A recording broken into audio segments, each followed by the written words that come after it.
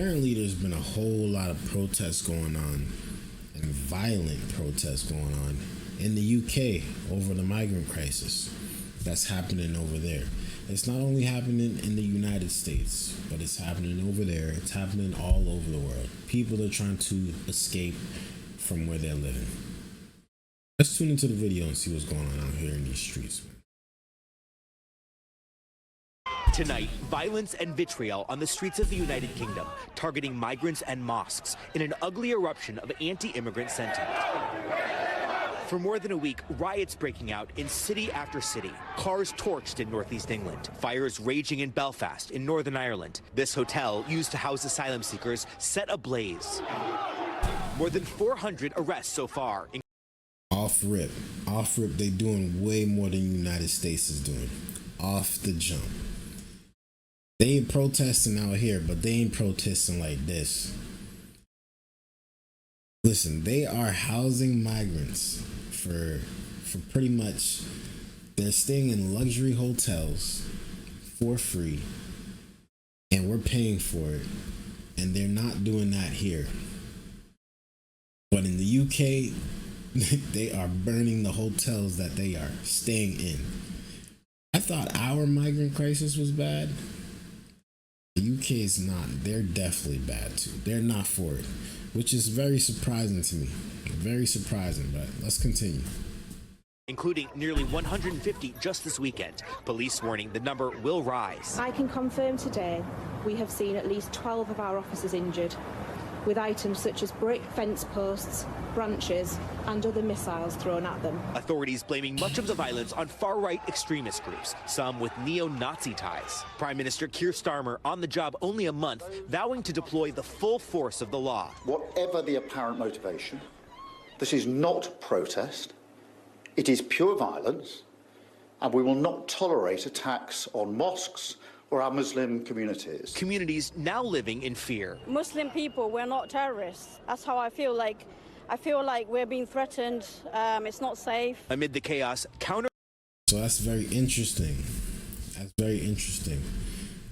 They're dealing with Muslims coming on. It's looking like the majority of them, their migrants, are Muslims. And they're not trying to have Muslims come over to the UK, which is crazy because in the United States, the most they're talking about is Venezuelans, Mexicans, and Africans.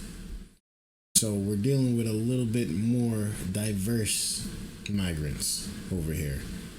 But it's, again, this stuff is happening all over the world.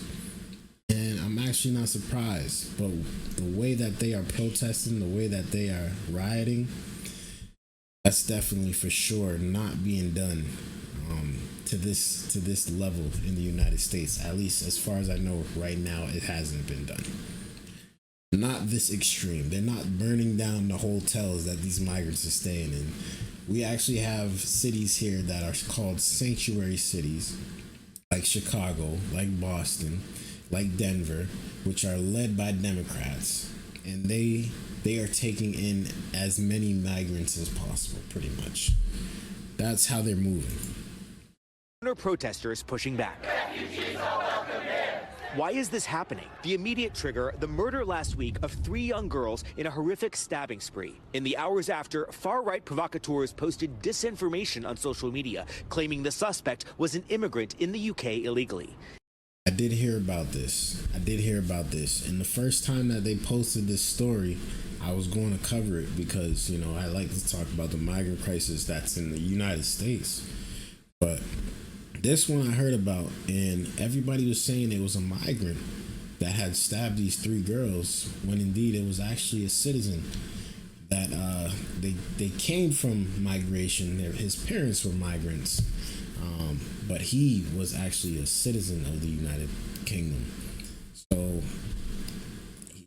he was kind of still a migrant in some type of way. He was a UK migrant that had rights, had his citizenship. So it's a little different. He's not an illegal migrant, which is what a lot of people are after in the United States. It went viral, but it wasn't true. Authorities say the suspect is a 17-year-old born in the UK. And social media clearly put rocket boosters under some of the organisation, the inflaming of tensions and also the misinformation. So we will be pursuing this with the social media companies. But immigration has increasingly been a flashpoint in the UK, with huge numbers of asylum seekers arriving in small boats. How do you feel as a Brit when you see what's taking place in this country? Ashamed. Ultimately, I think it's the one word, ashamed. Yeah. It's not how 99% of Britain feel. I think it's just a really small minority. Tonight, with the cleanup underway, painful questions about what kind of a nation the UK wants to be. There are no signs that these riots are calming down. More protests expected tonight in Dublin and in Birmingham. But the UK government today announcing it will deploy a standing army of specialized police officers to respond. Prime Minister Starmer saying law enforcement will have whatever resources they need to bring this to an end. Yasmin. Thanks for watching. That's very interesting, man. Very interesting. Let me know y'all thoughts about this down in the comments below. If y'all are from the UK, I'd really like to know what y'all thoughts are. Y'all are dealing with the same thing we dealing with, but it seems like y'all are just dealing with different types of migrants. But either way, it's in everybody's country.